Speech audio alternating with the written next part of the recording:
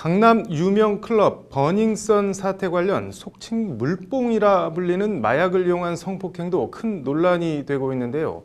앞으로는 이처럼 마약을 이용한 성폭행의 경우엔 무조건 징역 5년 이상 또는 일반 강간죄 형량의 2분의 1 이상 가중 처벌하는 방안이 추진됩니다. 그동안은 마약을 이용한 성범죄를 처벌하는 명확한 법 규정 자체가 없었다고 하는데 더불어민주당 신경민 의원과 박병석 의원이 관련 법안을 같은 날 대표 발의했습니다. 잠자는 법안을 깨워라. 장한지 기자의 단독 보도입니다. 성접대 혐의에 대해 여전히 부인하십니까?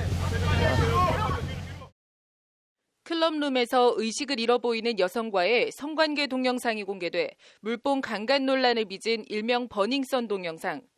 실제 이처럼 국과수에 의뢰된 성범죄 관련 마약류 감정 건수는 2015년 462건에서 2016년 630건, 2017년 800건, 지난해엔 861건으로 4년 새 2배 가까이 늘었습니다. 이렇게 마약을 이용한 성범죄는 갈수록 늘고 있지만 마약을 이용한 성범죄 처벌을 명문화한 조항은 따로 없습니다. 일단 형법 제299조는 심신상실 또는 한거불능 상태에 있는 사람을 간음 또는 추행한 경우 중간간으로 규정해놓고 강간죄에 준해 처벌하도록 하고 있습니다. 마약을 이용해 사람을 한거불능 상태에 빠뜨려 놓고 성폭행하는 경우도 이 중간간죄를 준용해 처벌하고 있습니다. 쉽게 말해 술에 취한 여성을 성폭행하는 것과 마약을 몰래 먹여 여성을 실신시켜 놓고 성폭행하는 게 법리적으로도 처벌 수위도 같은 취급을 받고 있는 게 현실입니다. 그 술이든 마약이든 그 피해자가 이제 한거불능 상태에 놓이기만 하면 되는 것이기 때문에 현재 법규상 취급은 어떻게 보면 같다고 할.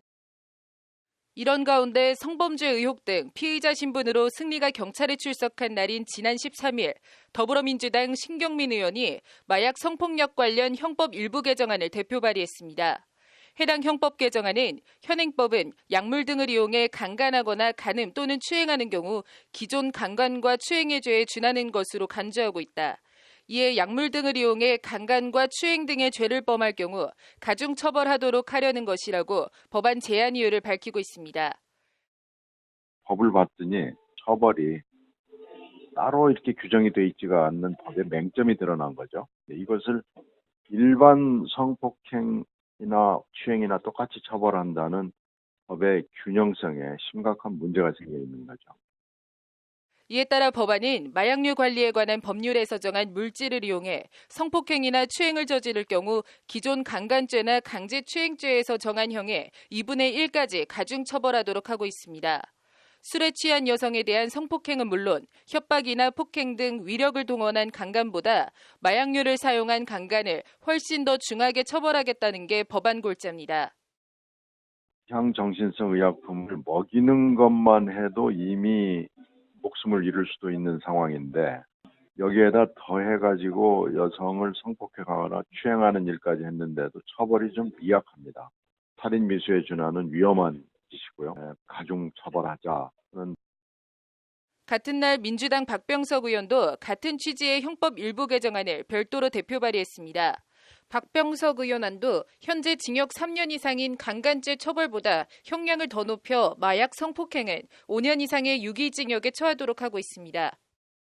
일반 강간이 3년 이상의 징역, 그리고 유사강간이 2년 이상의 징역인데 여기보다 약 한 2배 정도 가중 처벌을 해서 5년 이상의 징역으로 이렇게 처벌하자. 그거보다는 더 강하게 처벌을 하자는 거죠. 아예 하한선을 딱 정해놓고.